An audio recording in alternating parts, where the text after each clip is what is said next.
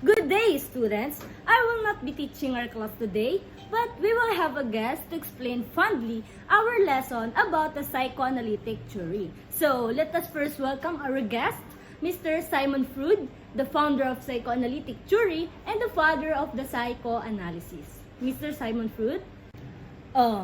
Good day, everyone. I am glad to share my knowledge about the psychoanalytic theory, and I am hoping that you will learn something from me. It is our pleasure to have you, sir. You may now sit and start the discussion. Thank you, Miss Dela Torre. So, again, students, I am Mr. Sigmund Freud, the father of the psychoanalysis and the one who discovered the psychoanalytic theory. So, let us discuss the psychoanalytic theory.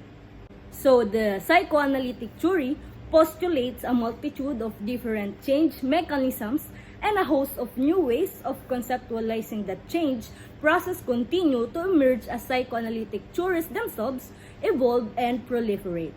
So, there are three parts of our personality: the id, the ego, and the superego.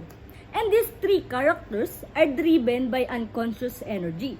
Now, a person may not always hear or talk to these parts of their personality, but they are silently going through a struggle to influence our decision and our behavior. The id is regarded as entirely unconscious, while the ego and superego have conscious, preconscious, and unconscious aspects. So, let us first discuss the id, which is the unconscious. So, it is the impulsive part of the psyche that seeks pleasure and avoid pain at all costs. It wants the instant gratification, and it operates the pleasure principle. So, the second one is the superego, where it is the opposite end of the spectrum. This part of psyche wants to control the id. The superego consciously and unconsciously acts to follow the rules of society and tries to keep the id from causing long-term damages. It operates on the moral principle. And lastly, the ego, which constant struggle to balance the two forces. It is the only region of the mind in contact with the reality. It is governed by the reality principle, which tries to substitute for the pleasure principle of the id as the sole region of the mind in contact with the external world. The ego becomes the decision-making or executive branch of personality. Sir, can I ask you a question? So, what are the ideas that influences you the way that we shape our personality? So, thank you for that question, Miss Dela Torre. And as I was saying, as a child grows to an adult, they encounter the 5 psychosexual stages of development. And during this stage, the id is focused at the certain erogenous area. It is characterized as an area of the body that is particularly sensitive to stimulation.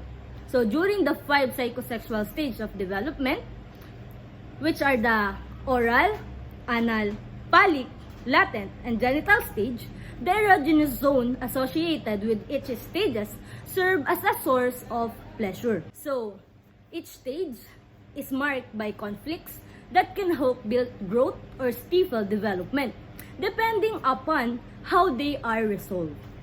If these psychosexual stages are completed successfully, a healthy personality is the result. On the other hand, if certain issues are not resolved at the appropriate stage, fixations occurs. So, please allow me to discuss the 5 stages of the psychosexual development. So, the first one is the oral stage, where the infant's primary source of interactions occurs through the mouth. So, the rooting and sucking reflex is especially important. Because the infant is dependent upon caretakers, the child also develops trust and comfort through this oral stimulation. The conflict at this stage is the weaning process, where the child must become less dependent upon caretakers.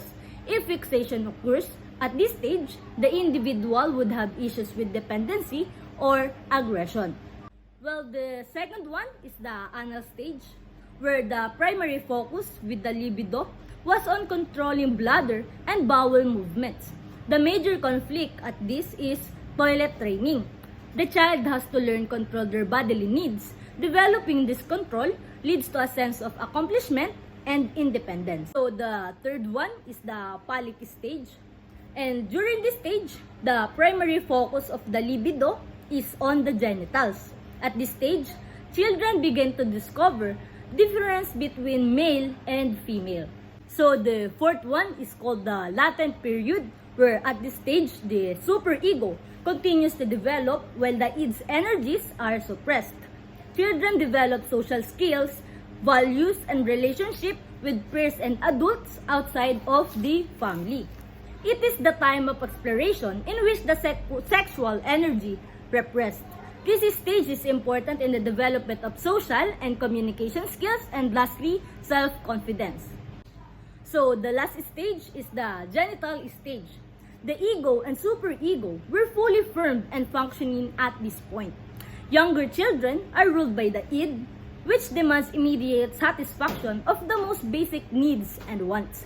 In this stage, individuals are able to balance their most basic urge against the need to conform to the demands of reality and the social norms. So that's all for today's discussion, and it feels great to discuss my very own theory, which is the psychoanalytic theory, to you guys. Thank you for having me, and thank you for listening. I do hope that you've learned a lot from me. And we are also honored to have you, sir. Thank you for discussing about the psychoanalytic theory. And again, class dismissed.